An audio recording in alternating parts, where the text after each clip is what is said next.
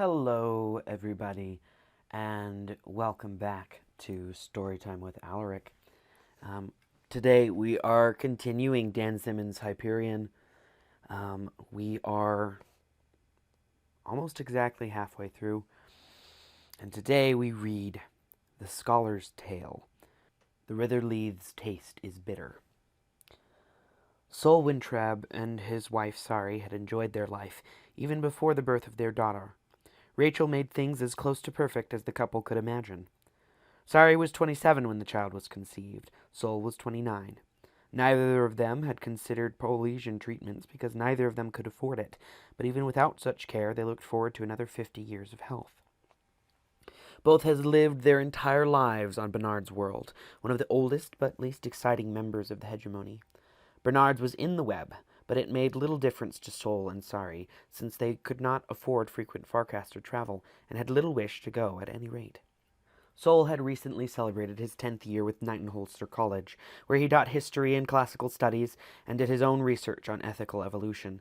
Knightenhisler was a small school, fewer than 3,000 students, but its academic reputation was outstanding, and it attracted young people from all over the web. The primary complaint of these students was that Knightenhisler and its surrounding community of Crawford constituted an island of civilization in an ocean of corn. It was true. The college was 3,000 flat kilometers away from the capital of Bizard, and the terraformed land in between was given over to farming. There had been no forests to fell, no hills to deal with, and no mountains to break the flat monotony of cornfields, bean fields, cornfields, wheat fields, cornfields, rice paddies, and cornfields. The radical poet Samuel Brevery had taught briefly at Knightenhisler before the Glennon Height Mutiny had been fired, and upon farcasting to Renaissance Vector, had told his friends that Crawford County on South Cinzer in Bernard's world constituted the eighth circle of desolation on the smallest pimple on the absolute ass end of creation. Sol and Sari Wintrab liked it. Crawford, a town of 25,000, might have been reconstructed from some 19th century mid-American template. The streets were wide and overarched with elms and oaks.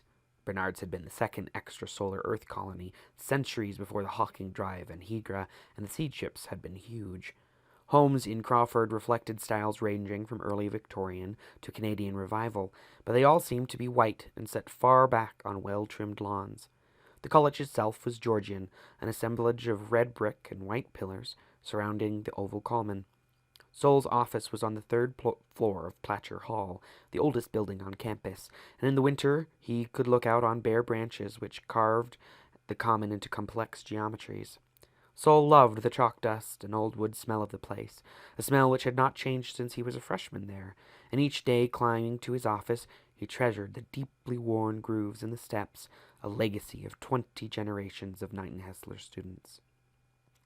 Sari had been born on a farm halfway between Bizard and Crawford, and had received her Ph.D. in music theory a year before Sol earned his doctorate. She had been a happy and energetic young woman, making up in personality what she lacked in accepted norms of physical beauty, and she carried this attractiveness of person into later life. Sari had studied off-world for 2 years at the University of New Lyons on Danube Dray, but she was homesick there. The sunsets were abrupt, the much-vaunted mountains slicing off the sunlight like a ragged scythe. She longed for the hours-long sunsets of home, where Bernard's star hung on the horizon like a great, tethered red balloon, while the sky congealed to evening. She missed the perfect flatness where, peering from her third-floor room under the steep gables, a little girl could look 50 kilometers across tasseled fields to watch a storm approach, like a bruised black curtain lit within by lightning bolts. And Sarai missed her family. She and Sol met a week after she transferred to Knightenhisler. It was another 3 years before he proposed marriage, and she accepted. At first she saw nothing in the short graduate student. She was still wearing web fashion then, involved in post-destructionist music theories, reading Orbit and Nelly and the most avant-garde magazines from Renaissance Vector and TC2, feigning sophisticated weariness with life and a rebel's vocabulary. And none of this gelled with the undersized but earnest history major who spilled fruit cocktail on her at Dean Moore's honors party. Any exotic qualities which might have come from Sol Wintrob's Jewish legacy were instantly negated by his BW accent, his Crawford Squire shop wardrobe, and the fact that he had come to a party with a copy of Doutresche's Solitudes and Variants absent-mindedly tucked under his arm. For Sol, it was love at first sight. He stared at the laughing, red-cheeked girl and ignored the expensive dress and affected mandarin nails in favor of the personality, which blazed like a beacon to the lonely junior. Sol had not known he was lonely until he met Sarai, but after the first time he shook her hand and spilled fruit salad down the front of her dress, he knew that his life would be empty forever if he did not marry her. They married the week after the announcement of Sol's teaching appointment at the college. Their honeymoon was on Maui Covenant, his first Farcast trip abroad, and for 3 weeks they rented a mobile isle and sailed alone on it through the wonders of the equatorial archipelago. Sol never forgot the images from those sun-drenched and wind-filled days, and the secret image he would always most cherish was of Sarai rising nude from a nighttime swim, the core stars blazing above, while her own body glowed constellations from the photophosphorescence of the island's wake. They had wanted a child immediately, but it was to be 5 years before nature agreed. Sol remembered cradling Sarai in his arms as she curled in pain, a difficult delivery, until finally, incredibly, Rachel Sarah Wintrob was born at 2:01 a.m. in Crawford County Med Center. The presence of an infant intruded upon Sol's solioplastic life as a serious academic, and Sarai's profession as a music critic for Bernard's Datasphere, but neither minded. The first months were a blend of constant fatigue and joy. Late at night, between feedings, Sol would tiptoe into the nursery just to check on Rachel, and to stand and gaze at the baby.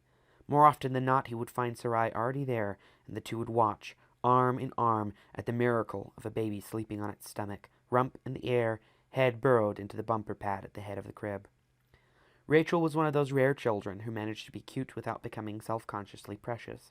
By the time she was 2 standard years old, her appearance and personality were striking.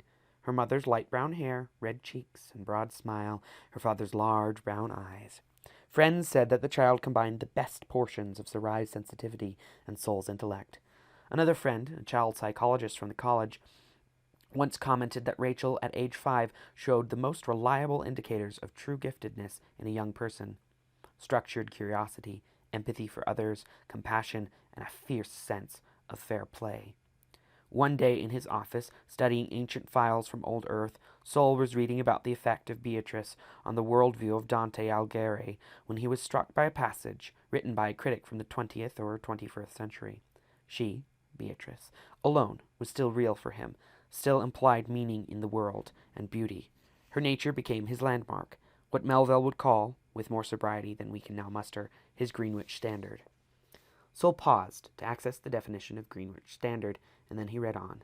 The critic had added a personal note. Most of us, I hope, have some child or spouse or friend like Beatrice, someone who by his very nature, his seemingly innate goodness and intelligence, makes us uncomfortably conscious of our lies when we lie. Sol had shut off the display and gazed out at the black geometries of branches above the common. Rachel was not insufferably perfect. When she was 5 standard, she carefully cut the hair of her favorite dolls and then cut her own hair shortest of all. When she was 7, she decided that the migrant workers staying in their run-down houses in the south end of town lacked a nutritious diet, so she emptied the house's pantries, cold boxes, freezers, and then synthesizer banks, talked 3 friends into accompanying her, and distributed 700 marks worth of the family's monthly food budget. When she was 10, Rachel responded to a dare from Stubby Berkowitz and tried to climb to the top of Crawford's oldest elm. She was 40 meters up, less than 5 meters from the top, when a branch broke, and she fell 2/3 of the way to the ground. Sol was paged on his comm log while discussing the moral implications of Earth's first nuclear disarmament era, and he left the class without a word and ran the 12 blocks to the med center. Rachel had broken her left leg, 2 ribs, punctured a lung, and fractured her jaw. She was floating in a bath of recovery nutrient when Sol burst in, but she managed to look over her mother's shoulder, smile slightly, and say through the wire cast on her jaw, "Dad, I was 15 feet from the top. Maybe closer. I'll make it next time." Rachel graduated with honors from secondary tutorials and received scholarship offers from corporate academies on 5 worlds and 3 universities, including Harvard on New Earth. She chose Nightingale. It was little surprise to Sol that his daughter chose archaeology as a major.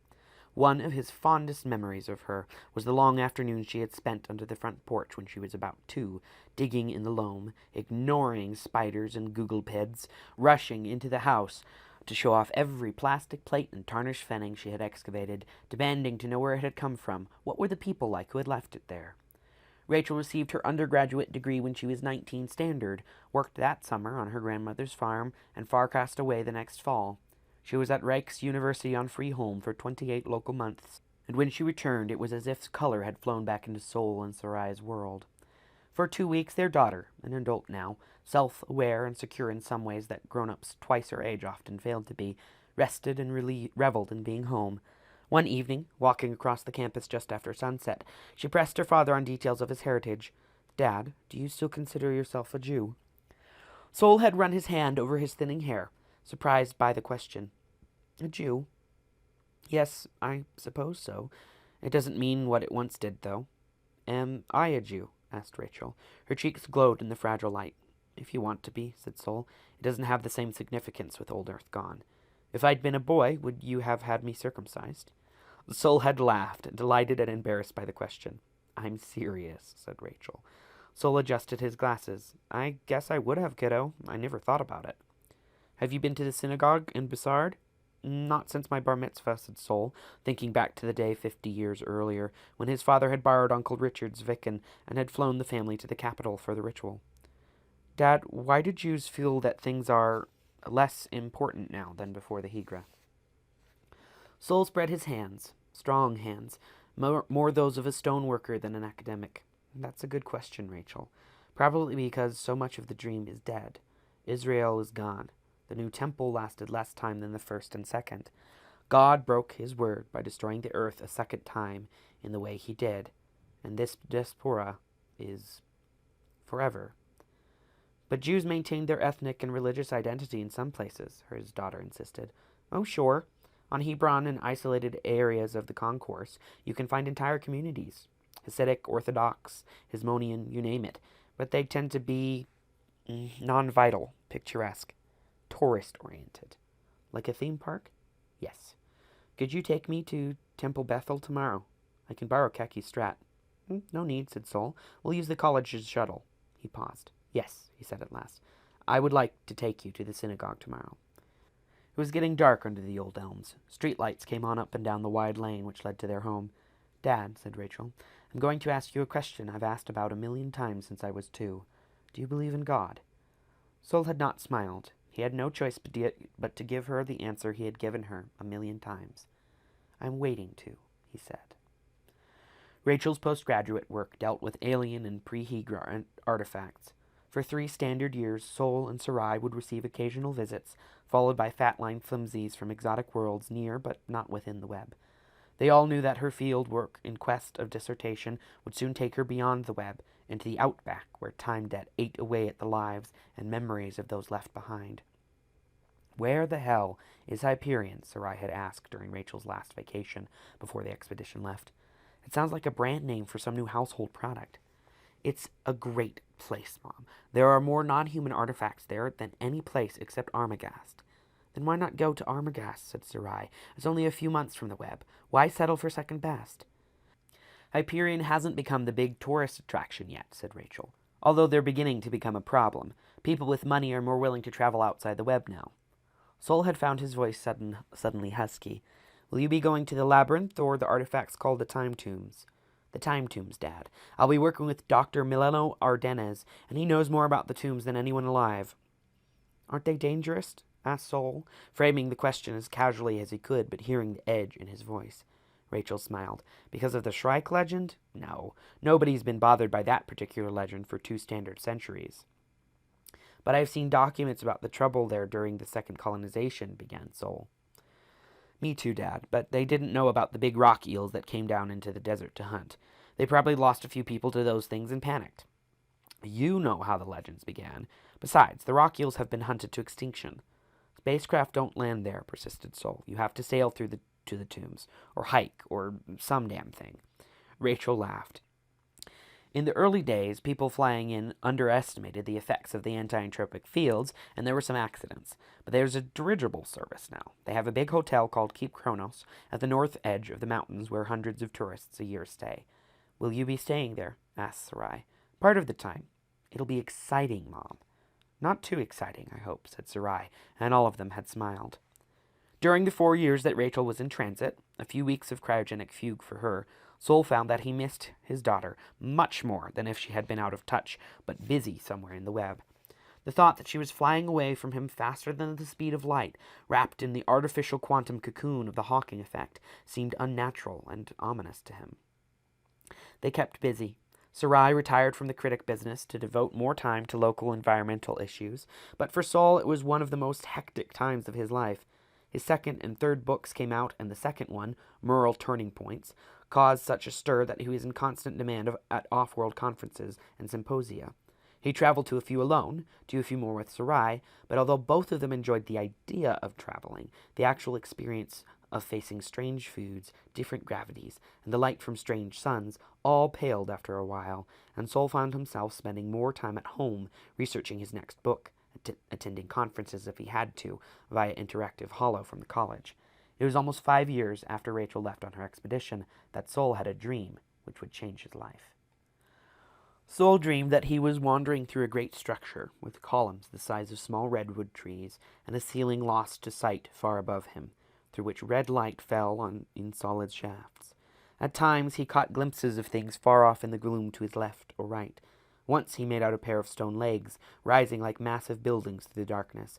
Another time he spied what appeared to be a crystal scarab rotating far above him, its insides ablaze with cool lights. Finally, Sol stopped to rest. Far behind him he could hear what sounded like a great conflagration, entire cities and forests burning. Ahead of him glowed the lights he had been walking toward, 2 ovals of deepest red. He was mopping sweat from his brow when an immense voice said to him, Sol, take your daughter, your only daughter Rachel, whom you love, and go to the world called Hyperion, and offer her there as a burnt offering at one of the places of which I shall tell you.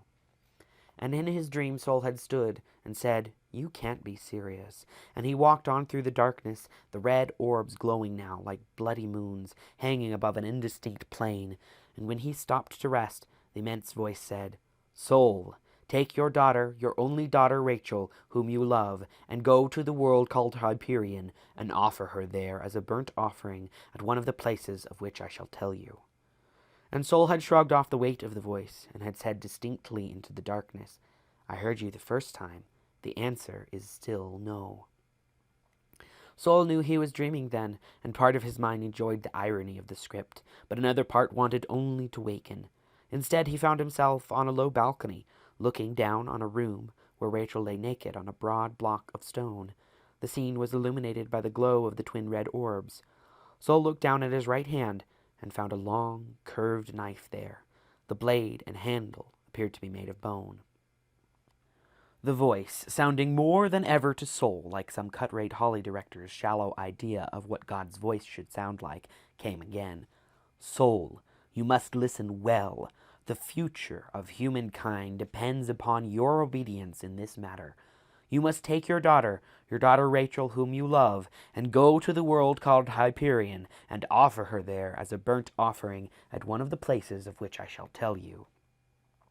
And Sol, sick of the whole dream, yet somehow alarmed by it, had turned and thrown the knife far into the darkness. When he turned back to find his daughter, the scene had faded. The red orbs hung closer than ever, and now Sol could surely see that they were multifaceted gems, the size of small words. The amplified voice came again. So, you have had your chance, Sol Wintrub. If you change your mind, you know where to find me. And Sol awakened half laughing, half chilled by the dream, amused by the thought that the entire Talmud in the Old Testament might be nothing more than a cosmic shaggy dog story. About the time Sol was having his dream, Rachel was on a Hyperion, finishing her first year of research there. The team of 9 archaeologists and 6 physicists had found Keep Kronos fascinating, but far too crowded with tourists and would-be Shrike pilgrims. So after the first month spent commuting from the hotel, they had set up a permanent camp between the ruined city and the small canyon holding the time tombs. While half the team excavated the more recent site of the unfinished city, two of Rachel's colleagues helped her catalog every aspect of the tombs. The physicists were fascinated with the anti-entropic field and spent much of their time setting small flags of different colors to mark the limits of the so-called time tides. Rachel's team concentrated their work on the structure called the Sphinx, although the creature represented in stone was neither human nor lion. It may not have been a creature at all, although the smooth lines atop the stone monolith suggested curves of a living thing, and the sweeping appendages made everyone think of wings. Unlike the other tombs, which lay open and were easily inspected, the Sphinx was a mass of heavy blocks honeycombed with narrow corridors, some of which tightened to impossibility, some of which widened to auditorium-sized proportions, but none of which led anywhere but back on themselves. There were no crypts, treasure rooms, plundered sarcophagi, wall murals, or secret passages, merely a maze of senseless corridors through sweating stone. Rachel and her lover, Melio Arones, began mapping the Sphinx, using a method which had been in use for at least 700 years, having been pioneered in the Egyptian pyramids sometime in the 20th century.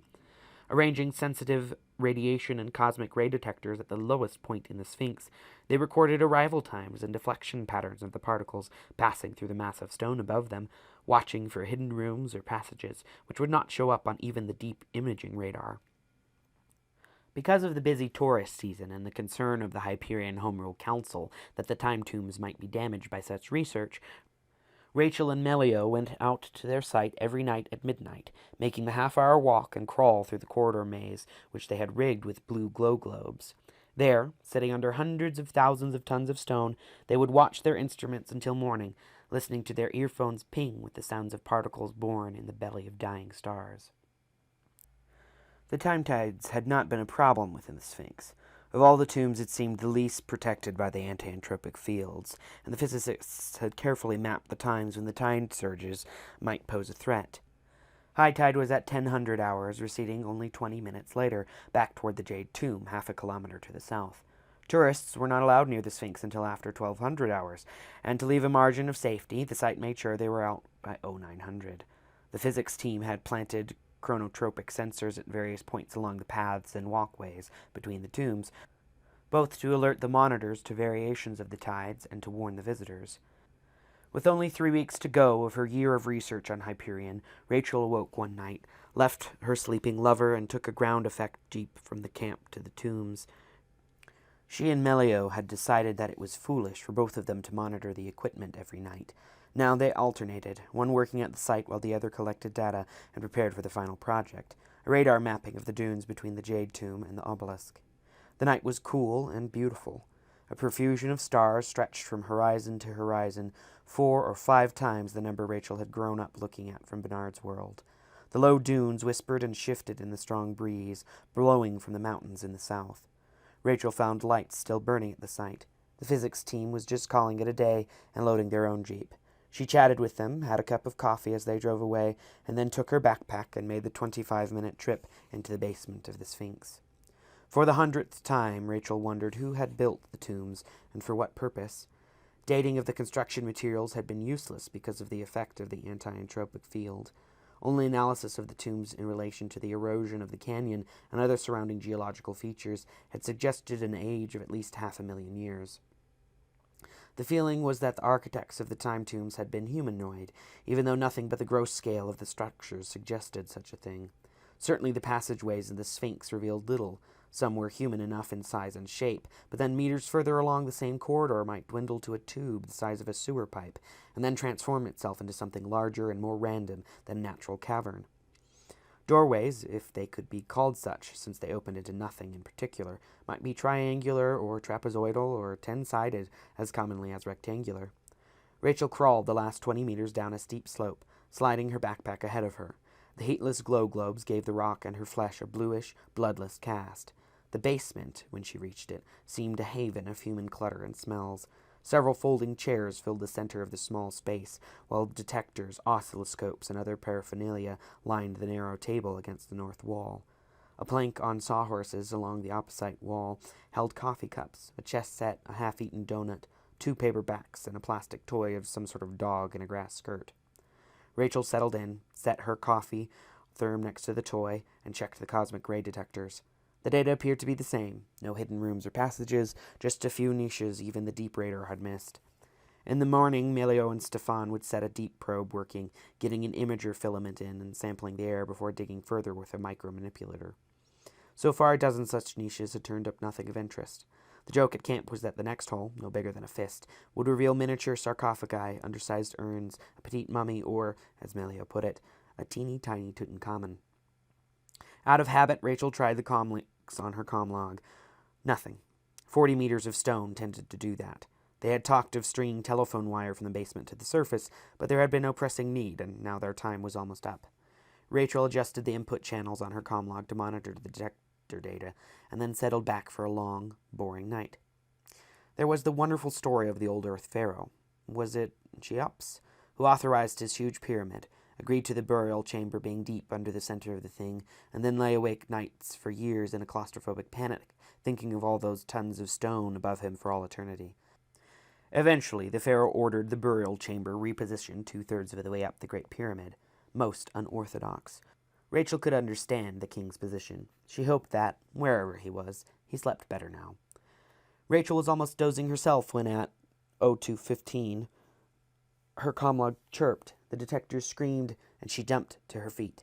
According to the sensors, the Sphinx had suddenly grown a dozen new chambers, some larger than the total structure. Rachel keyed displays, and the air misted with models that changed as she watched. Corridor schematics twisted back on themselves like rotating Mobius strips. The external sensors indicated the upper structure twisting and bending like polyflex in the wind, or like wings.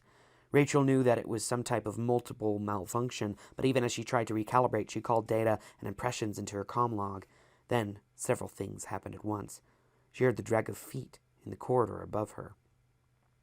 All of the displays went dead simultaneously. Somewhere in the maze of corridors, a time-tide alarm began to blare. All the lights went off. This final event made no sense. The instrument packages held their own power supplies and would have stayed lighted through a nuclear attack. The lamp they used in the basement had a new 10-year power cell. The glow globes in the corridors were bioluminescent and needed no power. Nonetheless, the lights went out. Rachel pulled a flashlight laser out of the knee pocket of her jumpsuit and triggered it. Nothing happened. For the first time in her life, terror closed on Rachel Winthrop like a hand on her heart. She could not breathe. For 10 seconds, she willed herself to be absolutely still, not even listening, merely waiting for the panic to recede. When it had subsided enough for her to breathe without gasping, she felt her way to the instruments and keyed them. They did not respond. She lifted her comlog and thumbed the disk key. Nothing, which was impossible, of course, given the solid-state invulnerability and power cell reliability of the thing. Still, nothing. Rachel could hear her pulse pounding now, but she again fought back the panic and began feeling her way towards the only exit. The thought of finding her way through the maze in absolute darkness made her want to scream, but she could think of no other alternatives. Wait, there had been old lights throughout the Sphinx maze, but the research team had strung the glow globes. Strung them. There was a purlon line connecting them all the way to the surface. Fine. Rachel groped her way toward the exit, feeling the cold stone under her fingers. Was it this cold before? There came the clear sound of something sharp scraping its way down the access shaft. "Melio?" called Rachel into the blackness. "Tanya? Kurt?" The scraping sounded very close. Rachel backed away, knocking over an instrument and chair in the blackness. Something touched her hair, and she gasped, raised her hand. The ceiling was lower. The solid block of stone, 5 meters square, slid lower even as she raised her other hand to touch it. The opening to the corridor was halfway up the wall. Rachel staggered toward it, swinging her hands in front of her like a blind person. She tripped over a folding chair, found the instrument table, followed it to the far wall, felt the bottom of the corridor shaft disappearing as the ceiling came lower. She pulled back her fingers a second before they were sliced off. Rachel sat down in the darkness. An oscilloscope scraped against the ceiling until the table cracked and collapsed under it. Rachel moved her head in short, desperate arcs. There was a metallic rasp, almost a breathing sound, less than a meter from her. She began to back away, sliding across a floor suddenly filled with broken equipment. The breathing grew louder. Something sharp and infinitely cold grasped her wrist. Rachel screamed at last. There was no fat line transmitter on Hyperion in those days, nor did the spin ship HS Ferric City have FTL-COM capability, so the first Sol and Sarai heard of their daughter's accident was when the Hegemony Consulate on Pavarti fatlined the college that Rachel had been injured, that she was stable but unconscious, and that she was being transferred from Pavarti to the web world of Renaissance Vector via medical torch ship. The trip would take a little over 10 days ship time with a 5-month time debt. Those 5 months were agony for Sol and his wife, and by the time the medical ship put in at the Renaissance Faircaster Nexus, they had imagined the worst 1,000 times. It had been 8 years since they had last seen Rachel. The Med Center in Da Vinci was a floating tower sustained by direct broadcast power. The view over the Como Sea was breathtaking, but neither Sol nor Sarai had time for it as they went from level to level in search of their daughter.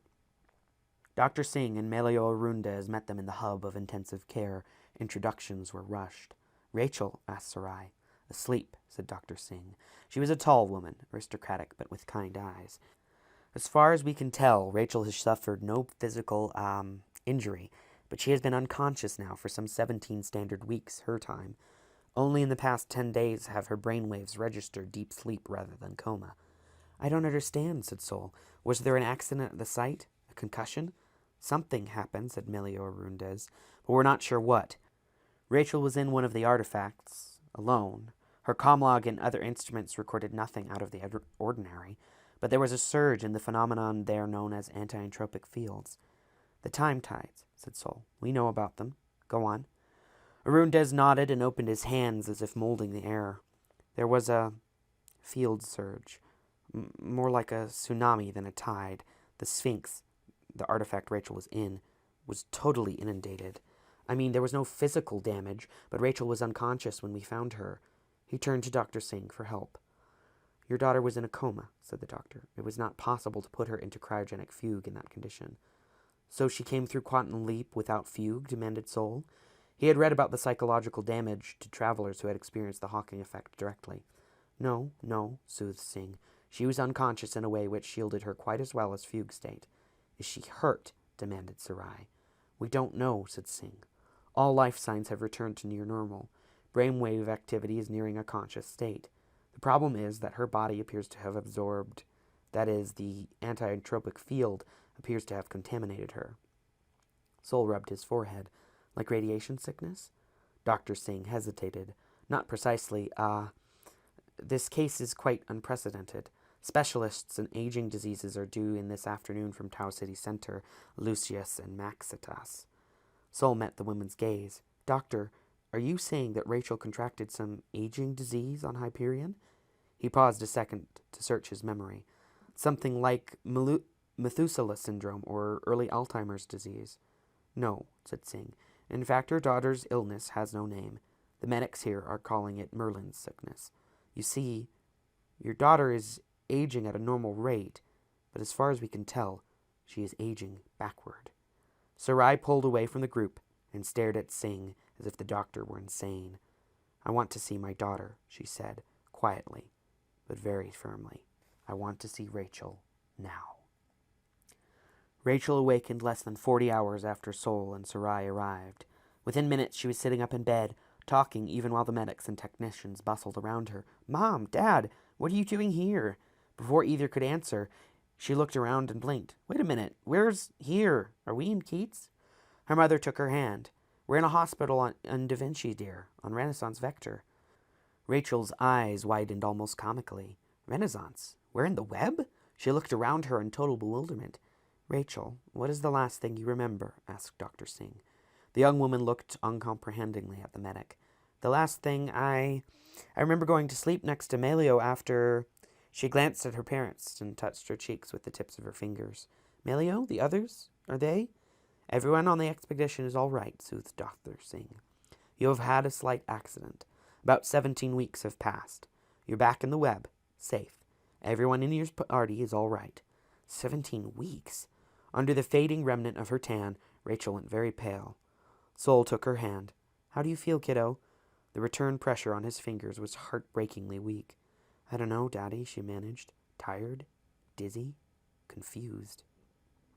Sarai sat on the bed and put her arms around her. It's all right, baby. Everything's going to be all right. Melio entered the room, unshaven, his hair rumpled from the nap he had been taking in the outer lounge. Rach? Rachel looked up at him from the safety of her mother's arm. Hi, she said, almost shyly. I'm back. Sol's opinion had been and continued to be that medicine hadn't really changed much since the day of leeches and poultices. Nowadays, they whirred one in centrifuges, realigned the body's magnetic field, bombarded the victim with sonic waves, tapped into the cells to interrogate the RNA, and then admitted their ignorance without actually coming out and saying so. The only thing that had changed was that the bills were bigger. He was dozing in a chair when Rachel's voice awoke him. Daddy? He sat up, reached for her hand. Here, kiddo. Where am I, Dad? What's happened? You're in a hospital on Renaissance, baby. There was an accident on Hyperion. You're all right now, except it's affecting your memory a bit. Rachel clung to his hand. A hospital? In the web? How'd I get here? How long have I been here? About 5 weeks, whispered Sol. What's the last thing you remember, Rachel? She sat back on her pillows and touched her forehead, feeling the tiny sensors there. Melio and I had been at the meeting, talking with the team about setting up the search equipment in the Sphinx. Oh, Dad, I haven't told you about Melio. He's... Yes, said Sol, and handed Rachel her comm log. Here, kiddo, listen to this. He left the room. Rachel touched the disk key and blinked as her own voice began talking to her. Okay, Rach, you just woke up. You're confused. You don't know how you got here. Well, something's happened to you, kid. Listen up. I'm recording this on the 12th day of 10 month, year 457 of the Hegra AD, 2739 old reckoning. Yes, I know that's half a standard year from the last thing you remember. Listen. Something happened in the Sphinx. You got caught up in the time tide. It changed you. You're aging backward, as dumb as that sounds. Your body's getting younger every minute, although that's not the important part right now. When you sleep, when we sleep, you forget. You lose another day from your memory before the accident, and you lose everything since. Don't ask me why. The doctors don't know. The experts don't know. If you want an analogy, just think of a tapeworm virus. One of the old kind that's chewing up the data in your comm log, backward from the last entry. They don't know why the memory loss hits you when you sleep either. They've tried stay awakes, but after about 30 hours you just go catatonic for a while, and the virus does its thing anyway. So what the hell? You know something? This talking about yourself in the third person is sort of therapeutic. Actually, I'm lying here waiting for them to take me up to imaging, knowing I'll fall asleep when I get back, knowing I'll forget everything again, and it scares the shit out of me. Okay, key the disk key for short term, and you get a prepared spiel here that should catch you up on everything since the accident. Oh, Mom and Dad are both here, and they know about Melio, but I don't know as much as I used to. When did we first make love with him? Second month in Hyperion? Then we have just a few weeks left, Rachel, and then we'll be just acquaintances. Enjoy your memories while you can, girl. This is yesterday's Rachel, signing off. Sol came in to find his daughter sitting upright in bed, still grasping the comlog tightly, her face pale and terrified. Daddy. He went to sit next to her and let her cry for the 20th night in a row. I know we're just a little shorter than we normally do, but I'm going to have to leave that here. I am struggling so hard. So hopefully everything turns out good with this. The recording has just been a belligerence today.